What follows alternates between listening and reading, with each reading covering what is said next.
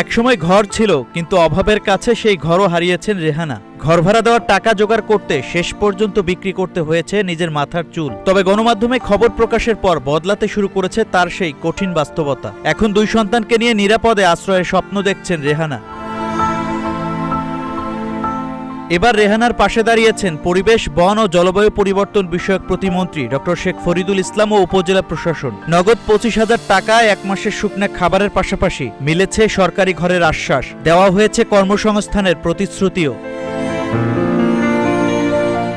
এর আগে রেহানা 2 সন্তানকে নিয়ে মাথা গোজার ঠাঁইটুকুও হারানোর পরিস্থিতিতে ঘর ভাড়া পরিশোধের টাকা জোগাড় করতে নিজের মাথার চুল বিক্রি করার বিষয়টি সামনে আসে। 30 বছর বয়সী রেহানা রামপাল উপজেলার সন্তোষপুর এলাকায় খুলনা মোংলা রেললাইনের পাশে 4 বছরের ছেলে রোহান এবং 3 বছরের মেয়ে আলমতিকে নিয়ে বসবাস করছিলেন। স্থানীয়দের সহায়তায় বাঁশের খুঁটি দিয়ে ঘরের কাঠামো তৈরি করা হলেও টিনের ছাউনি দেওয়ার সামর্থ্য ছিল না তার। ফলে রোদ বৃষ্টির মধ্যেই সন্তানদের নিয়ে দিন কাটাতে হচ্ছিল।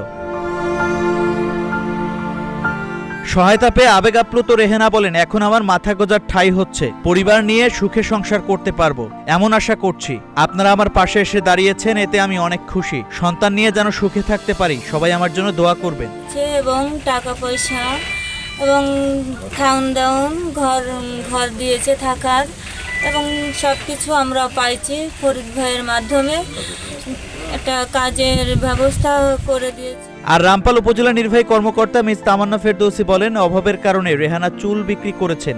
এমন খবর জানার পর প্রশাসনের উদ্যোগে রেহানাকে আর্থিক সহায়তা দেওয়া হয়েছে, পাশাপাশি 1 মাসের খাদ্য সামগ্রী দেওয়া হয়েছে এবং তার কর্মসংস্থানের ব্যবস্থা করার উদ্যোগও নেওয়া হচ্ছে।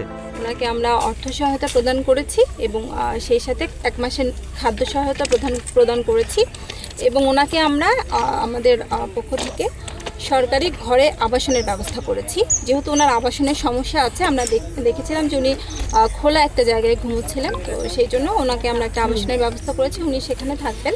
আর সেই সাথে ওনাকে আমরা একটা কর্মসংস্থানের জন্য ব্যবস্থা করব।